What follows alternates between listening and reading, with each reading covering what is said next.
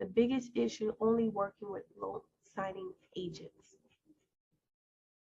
All right, excellent. So now I know what the direction that y'all will like some of the answers. All right, so for those of you who are new, I'm going to go over the 5 critical documents. If you can give me a chance in the chat, please name some of the critical documents you think that we're going to go over. Do you think that, let's see, a power of attorney is a critical document? Do you think a AKA, a signature affidavit, is a critical document? Do you think that a occupancy is a critical document? Put the critical documents in the chat right now for me to make sure that you understand where we're going.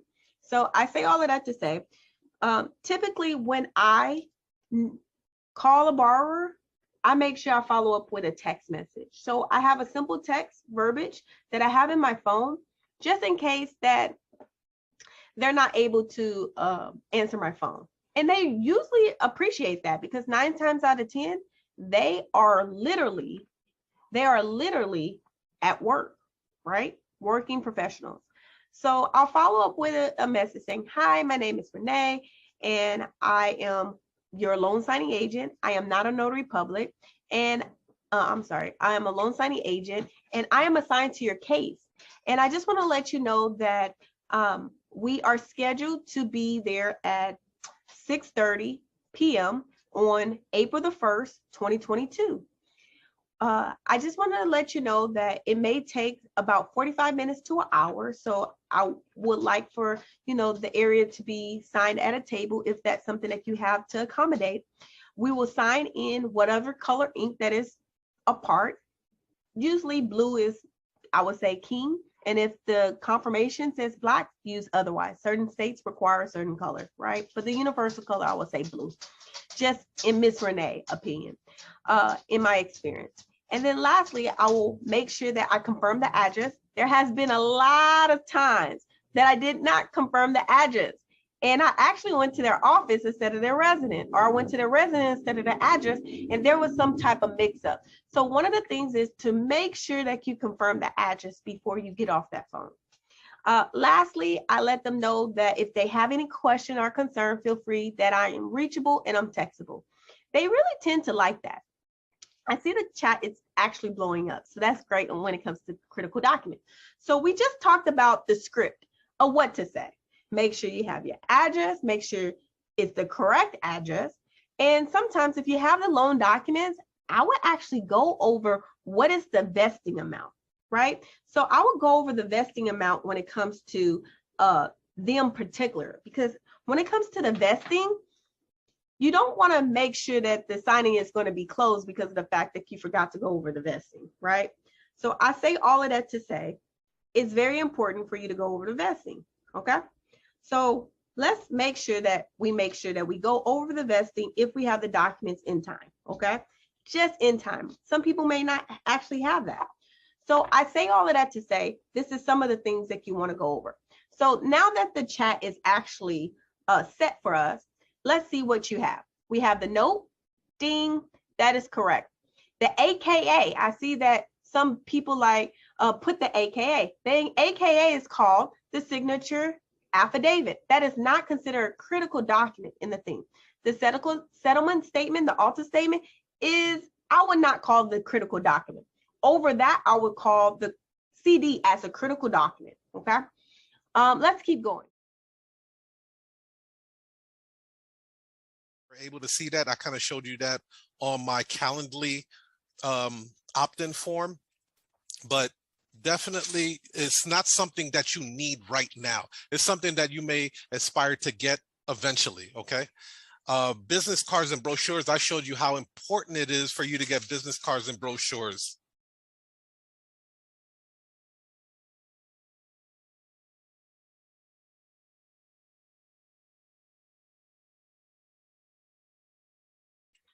Okay, so with the brochures, I recommend that you do the brochures more than the business cards because it stands out more, right? Okay, and we also went over payment gateways. You have to have some type of payment gateway set up. I have PayPal, I have Square, which could also be like Cash App, because I have a lot of notaries that I can pay through Cash App. I don't have QuickBooks, but I know a lot of notaries that do use QuickBooks. And then I have Stripe as well. So here's the cool thing about that.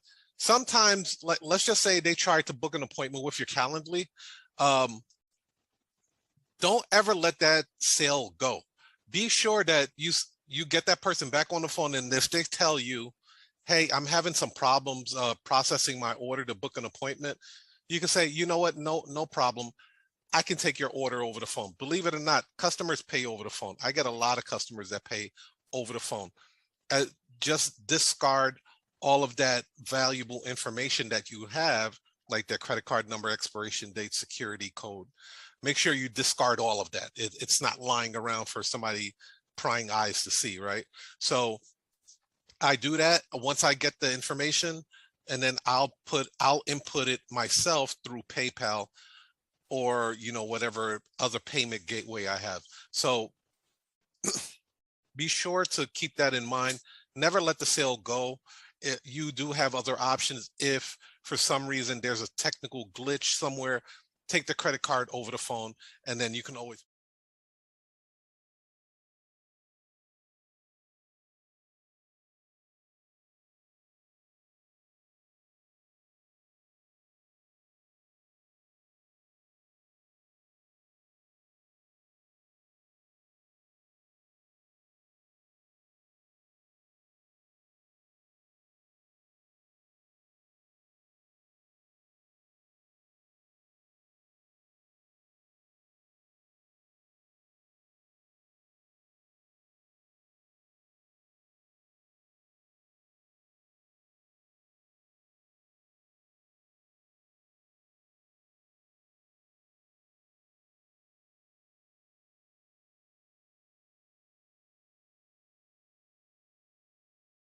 Out and spell it right. If they say you can't cross it out and spell it right, guess what? A redraw is going to happen. And now it's not guaranteed that you're going to get all the money that you was promised because you didn't conclude the signing. So certain steps to make you a great notary. The purpose is to make you a great notary. So I'm coming on here with my coach to tell you some of the things that during my journey, I wish somebody would have told me. That was it. All right. So let's keep going. All right. Now there's a little initial. Pay attention to that initial. Because, baby, let me tell you, these initials were a demon to me. Okay? Yeah, I'm speaking spiritual.